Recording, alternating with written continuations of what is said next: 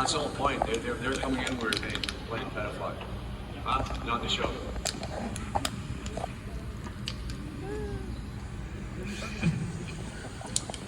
How you guys doing? Awesome. I'm sorry. This is day 2 for us. We've been kind of like, dialing everything in. We have, we're trying to do sometimes a bigger presentation than we rehearse for, so there's things that we kind of tune in, so I'm sorry it took us a little longer today to get to this point.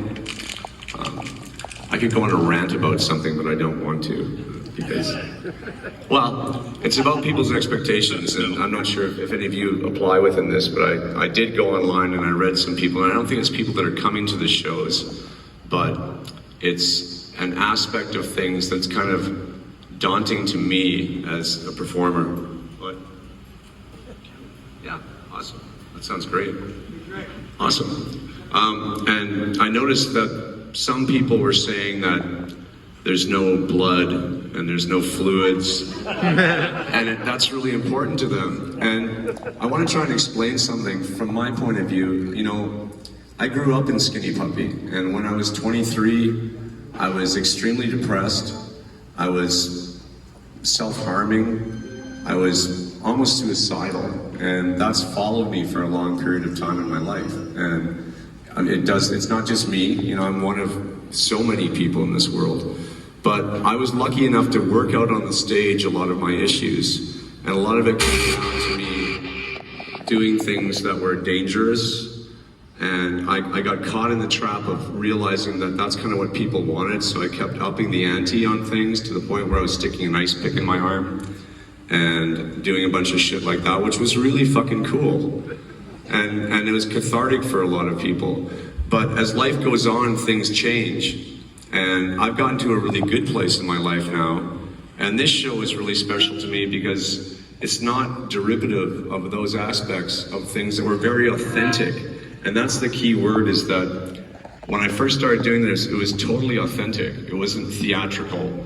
It was all me putting everything out there on stage, and you guys gave back too. And one of the main things was I was down in Tampa putting an ice pick in my arm at Two Dark Park, and some kids were up front seeing. I stuck it in there and it stuck, and it was stiff and it wouldn't move, and it freaked me out because I thought, did I hit a vein once I pull it out?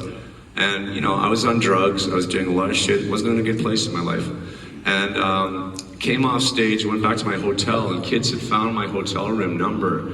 And they left me a message crying saying, you don't have to do this for us. And it literally changed my whole direction. And it was a gift that you guys gave me that let me move forward and find some positivity in my life. So fast forward to now, if I was to do a show like that as our last show, it wouldn't be authentic. Do you understand what I'm saying?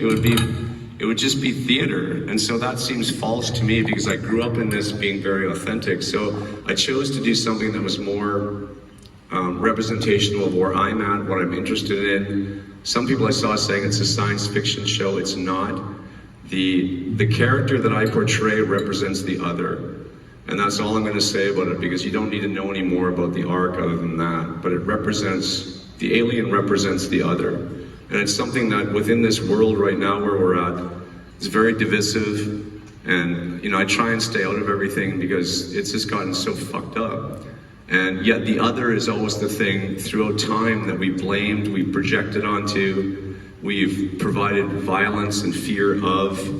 And so that's what the alien represents. And the arc of the story goes through that you'll see tonight. But I just wanted to say that because it just kind of, I don't know why. Justin told me I should take a breath without saying anything, but it's just really, and it's not any of you, it's a few people that are, they're like just online, they're probably not going to the shows, but they're going, why isn't he suffering for us, I guess, and it's just a trippy thing. So I just wanted to say that, y'all. What's that? We love you. Thank you. Thank you for listening to me. Okay, now we'll do some music and get on the fun ship. Thank you for listening to me.